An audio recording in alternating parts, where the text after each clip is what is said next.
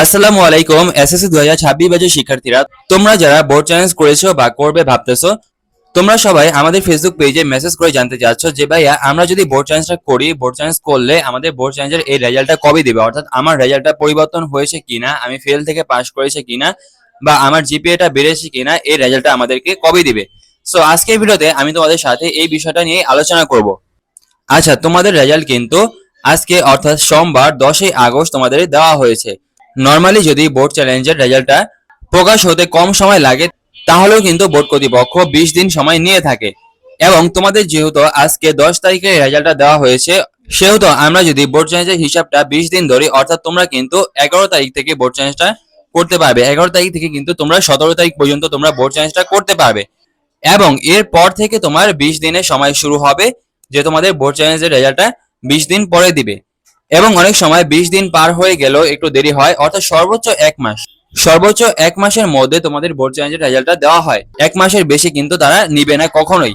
এখন বলতে পারো যে ভাইয়া ফার্স্টে বললেন 20 দিন, এখন আবার বলতেছেন এক মাস, এটা কেন?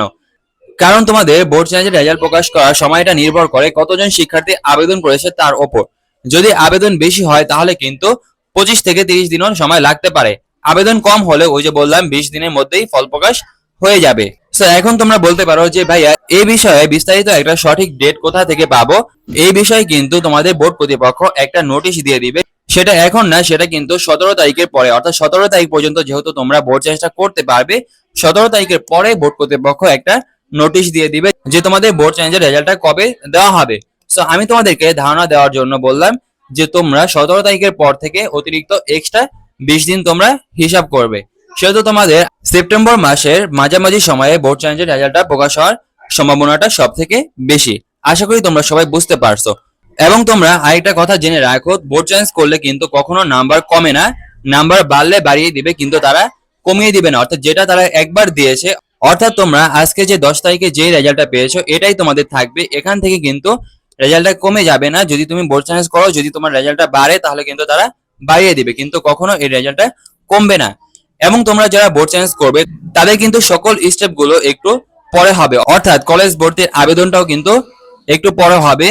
অর্থাৎ যারা বোর্ড চ্যালেঞ্জ করবে না তাদের কিন্তু কলেজ ভর্তির আবেদনটা তাড়াতাড়ি শুরু হবে। সো তোমরা কোনো চিন্তা করো না, যারা বোর্ড চ্যালেঞ্জ করেছো বা করবে ভাবতেছো তোমরা কোনো চিন্তা করো না। তোমাদের যখন যেই ভিডিওটা লাগে, অর্থাৎ তোমাদের যখন যেই গাইডলাইনটা লাগে কলেজ ভর্তি হওয়া পর্যন্ত, আমি তোমাদের তখন সেই ভিডিওটাই আমাদের এই ইউটিউব চ্যানেল অথবা ফেসবুক পেজে আপলোড করে দিব। সো তোমরা যারা আমাদের এই ভিডিওটা ইউটিউব চ্যানেল থেকে দেখতেছো, তোমরা সবাই ইউটিউব চ্যানেলটাকে অবশ্যই সাবস্ক্রাইব করে দিবে। এবং যারা এই ভিডিওটা ফেসবুক পেজ থেকে দেখতেছো, তোমরা সবাই অবশ্যই ফেসবুক পেজটাকে ফলো করে দিবে। এবং আমাদের এরকম গাইডলাইনের ভিডিওগুলো কিন্তু সবার আগে আমাদের এই ইউটিউব চ্যানেলে আপলোড হয়। সো তোমরা সবাই আমাদের এই ইউটিউব চ্যানেলের সাথে কানেক্টেড থাকার চেষ্টা করবে। তাহলে ভাইয়ারা, তোমরা যারা বোর্ড চ্যালেঞ্জ করবে তাদের সবার জন্য দোয়া রইলো, ইনশাআল্লাহ তোমরা সবাই পাস করবে। তাহলে তোমাদের সবার সুস্থতা কামনা করে আজকের এই ভিডিও থেকে আমি এখানেই বিদায় নিচ্ছি। দেখা হবে পরবর্তী ভিডিওতে। আল্লাহ হাফেজ।